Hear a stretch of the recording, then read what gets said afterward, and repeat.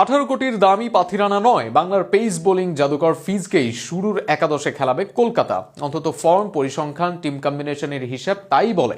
যদিও তবে প্রায় দ্বিগুণ মূল্য পেয়েছেন লঙ্কান মাথিসা পাথিরানা। তবে মূল্য অর্ধেক হলেও বাংলার ফিজি কলকাতার মূল একাদশে থাকার বড় দাবিদার।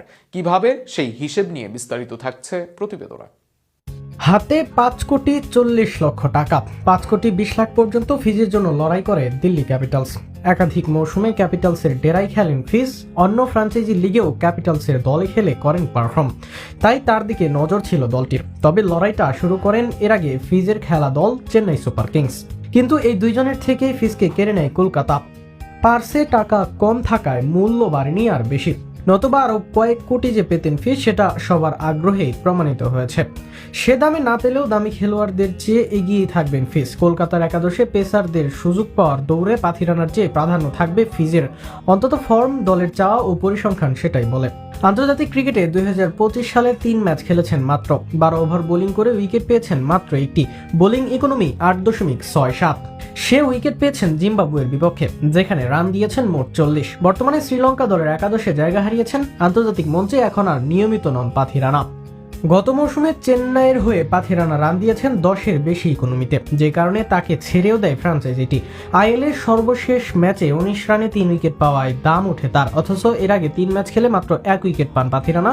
ইকোনমিও সেখানে থাকে সব মিলিয়ে 9-এর অধিক।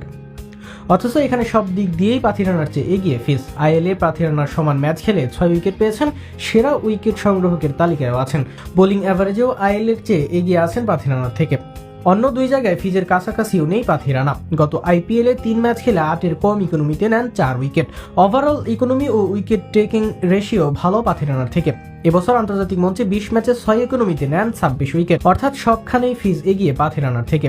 কলকাতা দলে পেস বোলিংয়ে আছেন হার্ষিদ রানা, ভাবিভাব আরোরা, কার্তিক ত্যাগী, অনুকূল রায়রা। আর সেখানে দলের একমাত্র বাহাতি পেসার মুস্তাফিজুর রহমান। দলে বাহাতি বোলিং অপশন নেই আর সেভাবে, আর সেখানেও ফিজ থাকবেন এগিয়ে। সব মিলিয়ে সবকিছুই ফিজের শুরুর একাদশে থাকার পক্ষেই ভোট দেয়। এবার দেখা যাক শেষ পর্যন্ত ফিজ থাকেন কিনা কেকেআরের শুরুর একাদশে। ভীষণ কাড়াকাড়ি, শেষমেশ পাড়ি জমিয়েছেন নতুন দলে। আইপিএলের মিনি নিলাম থেকে 9 কোটি 20 লাখ রুপিতে বাংলাদেশি পেসারকে দলে ভিড়িয়েছে কলকাতা নাইট রাইডার্স। পুরনো দুই দল দিল্লি ক্যাপিটালস ও চেন্নাই সুপার কিংস ফিজকে পেতে আপ্রাণ চেষ্টা করলেও কলকাতা ছাড় দেয়নি কাউকেই।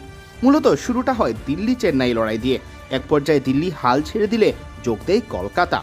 এর আগে মাথিসা পাথিরানা ও ক্যামেরন গ্রিনকে বিরাট অঙ্ক খরচ করে দলে নেওয়া কলকাতা ফিজকে নিতেও হয়ে পড়ে নাছোড়বান্দা। শেষ পর্যন্ত 9 কোটি 20 লাখ টাকায় কাটার মাস্টারকে দলে নিয়েই ছাড়ে। বাংলাদেশি মুদ্রায় ফিজের দাম ওঠে 12 কোটি টাকারও বেশি। সিয়াম চৌধুরী, বিডি ক্রিক টাইম।